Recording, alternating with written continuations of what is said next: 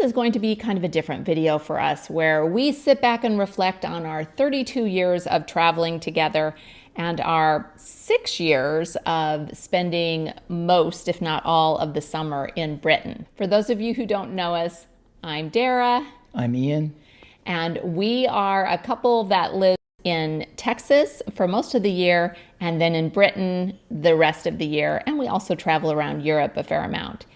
Ian is a British citizen, dual citizen now of the US also, and I'm as American as I sound. So sometimes we've traveled fast and sometimes we've traveled slow. And several years ago, Dara came up with this crazy idea for the slowest travel option ever of buying a place in England. Ian did not like this idea. What was your idea, Ian? My idea was that each year we just rent a place somewhere so we can live in different places each year and really do a deep dive, seriously slow travel in different locations. But I talked him into buying a flat in England. And I think it's been pretty awesome. We've really enjoyed living there, and it is definitely slow travel. When we're there, we really become a part of the community. So we've made friends there with our neighbors, people we go to church with. We have had a chance to, because Ian has a lot of family in England, we've had a chance to spend time with a lot of his family members. And we've been able to host a lot of our American friends who come over and stay with us, which is a unique thing that we wouldn't be able to do if we were just running around staying in hotels or whatever. We also have done fast travel, and I think probably the most fastest experience was in 2022, where we went to Austria and Italy for 3 weeks, and we moved around a lot. We stayed every place like 1, maybe 2 nights. So we were always on the go, packing and unpacking that suitcase. But still, relative to a lot of Americans that travel Europe, it was slow travel because we only did 2 countries, basically, only a small part of Italy. So it was mostly Austria that we were in, and we were there for a couple of weeks. And I would say that the average American during a 2-week period in Europe would see like 5 countries.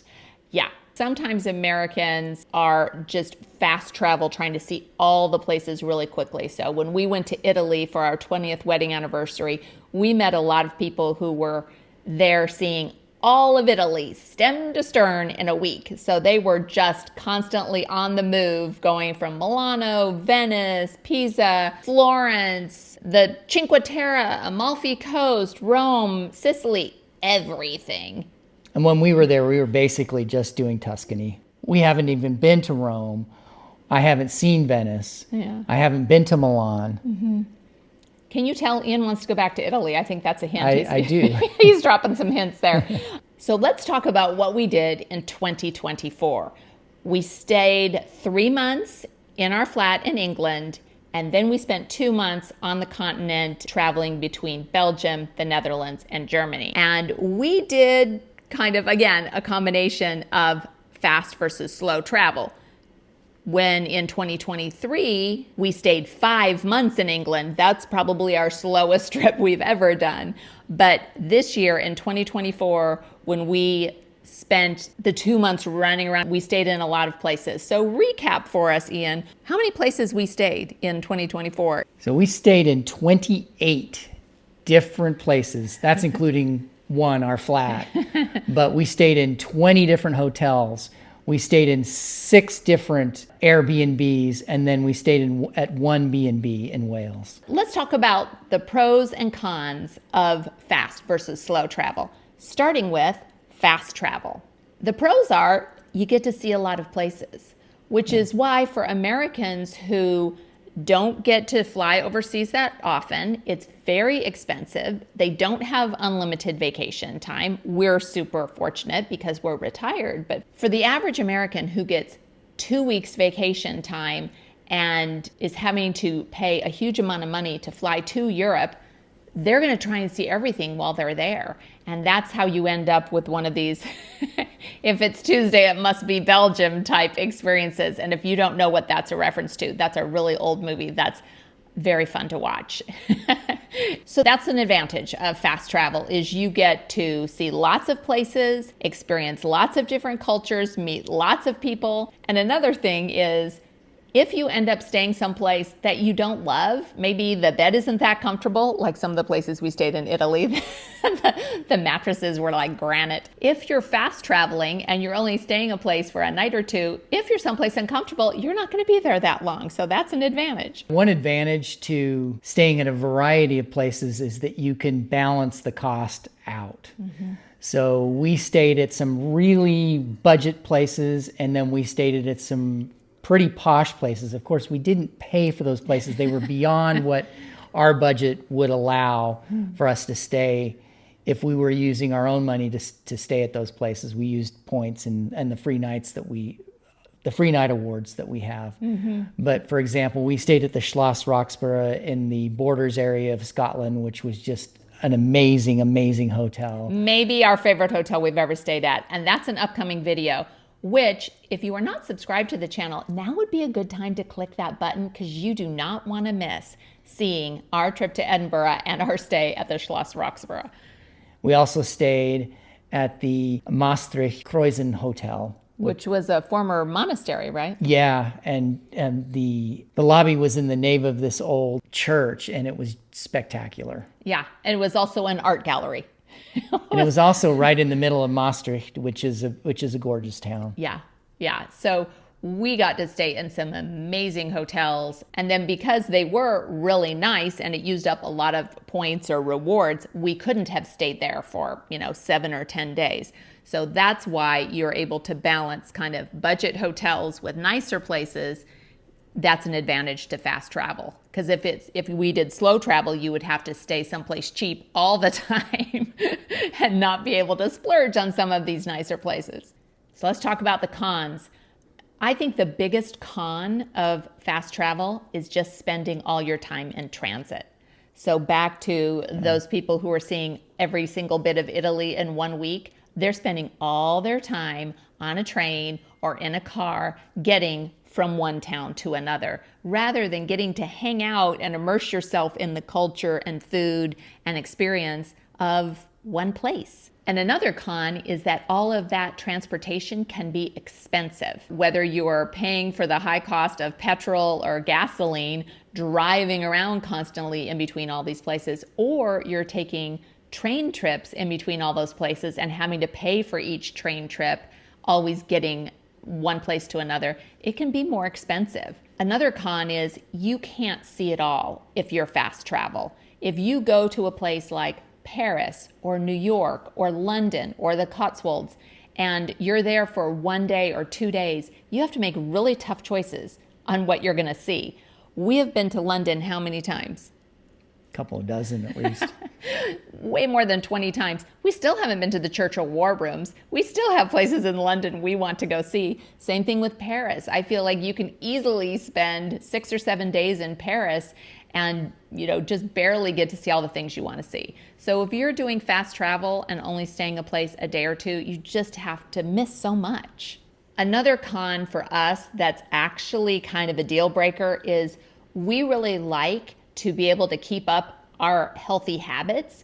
Being people of a certain age like we are, we just don't feel good physically unless we can eat healthy food, get in regular workouts, get good sleep.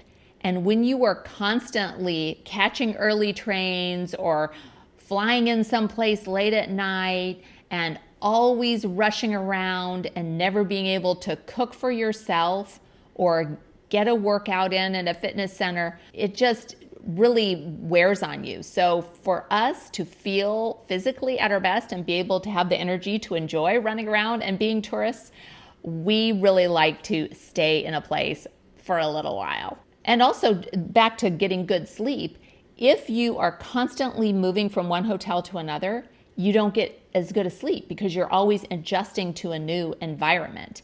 It's better if you can get settled in a place and then don't you always sleep better the second night when you're in a new place? Yeah. So if you're never staying any place more than one night, you're kind of never sleeping well. And lastly, it's just exhausting when you never have a down day and you're just always running. and navigating. And also just hauling all your stuff everywhere. Yeah, it's just mentally and physically exhausting to always be in a new place every day. Now let's talk about slow travel and the pros and cons. So one pro is the fact that you can often get discounts. There's economies of scale for staying at a place longer than just 1 or 2 nights. Often there's a 3-night minimum, for example, at a well-priced Airbnb. Mm-hmm. And also, the cleaning fees and the service fees for Airbnb will be amortized over many days versus just one day if you stay there longer. Another thing is that once you are in a place for a while, you get to know the groove of living there. You get to know the transport system. Things just get easier the longer you're in a place. We really experienced that in Dusseldorf because we ended up spending a couple weeks in Dusseldorf. And so we knew how to get back to our hotel. So for all those subsequent days to be able to go out and run around and do things, we knew how to find our way home. We knew the best places to find food. And that's why we went to eat gelato at this same place every day, because when you're in a place for a while, you get to try out different food places. And if you find a fantastic restaurant, you can go there multiple times and order different things. Or in the case of gelato, I think we tried every gelato flavor at that gelato shop. Watch for my Dusseldorf video if you want to see the best gelato ever. Another huge pro to slow travel is being able to have your own kitchen and cook for yourself. And if you get settled in a place and you want to stock up the kitchen with groceries, you can't really do that if you're staying there a day. If you're staying there for several days, you can buy a decent amount of groceries that you can eat your way through in a week. And it's so much more economical in terms of food costs, as well as you get to eat healthier. And another big pro is that you get to know people if you're in a place for a little while. We made friends in Belgium because we were there long enough that we met them on a Sunday, and then we got together for dinner the following Wednesday, and then we even ended up seeing them in a different city in Belgium a couple weeks later, actually on my birthday. It's in my birthday video, which I'll link in the description. When you stick around a place for a while, you don't just get to meet someone and say hi and make small talk for 5 minutes. You get to actually make friends, which that's the best benefit of all. Yeah. Now let's talk about the cons. So if you're staying in a hotel that has no fitness center or no kitchen, then you're kind of stuck with that. Or if you're staying in a place that has an uncomfortable bed or anything that's not so great about it, you are stuck with that. Yeah. And let's say that there is free breakfast at the hotel you're staying at. I remember when we were in Prague, it was a nice hotel and it had this big buffet breakfast, but I honestly didn't want to have that every day because there's just a temptation to overeat every day, and it's boring. Like, it's really novel the first time you go to a cool breakfast buffet. Yeah. But then if you're seeing that for the 10th time, it's not so amazing on the 10th day. So there can be a downside. Another con is that if you're traveling really slow, you don't get to see that many places. So if you go on a trip for a week or two and you're only staying at a few places, you just don't get to experience as many places. And that could be a downside for people who have FOMO and they want to see everything. Our plan for this year, for 2025 and this upcoming summer, is really a reflection of our preferences. We're going to have kind of a balance between fast and slow travel. We're starting by staying in our flat for 3 months. And then we're taking a ferry with our car there in the UK across to Ireland, and we're spending 3 weeks there, which is longer than most people would stay in one country. We feel like with 3 weeks there, we can get to know the place somewhat well. And we get to explore a lot of Ireland. And it's a little bit fast in that we are bopping around to different places in Ireland, but we're trying to stay each place at least 3 nights. And we're even staying 5 nights in Dublin. So we will be able to get to know each area and not be packing and unpacking our suitcase every day. And while we're staying in England, we will have a few little day trips or small trips that we go on, especially with our friends who are coming to visit us. So let's talk about where we're going this year for people who want to know where we're going to be going around the UK. We're going to North Devon. Yes. Yep. And we're going to London. I'm probably going to be there probably on three separate occasions. For example, I want to take my mom to London so we can see some West End shows. Mm-hmm. And obviously, Ian is the ultimate bicycle tour host. Whenever we have friends come to visit, he loves to go on bike tours around London with them. We're also going to be going to South Wales and getting to see some places that we have not yet explored in South Wales that we've been wanting to go to. We've recently been watching the Marlow Murder Club, and we have a friend who lives in Marlow. So hopefully we'll get to Marlow. And we also want to get to Norfolk. Finally, we've been talking about this for years, meeting up with Julie from Brick Girls in Norfolk. So hopefully we'll get to do that this summer too.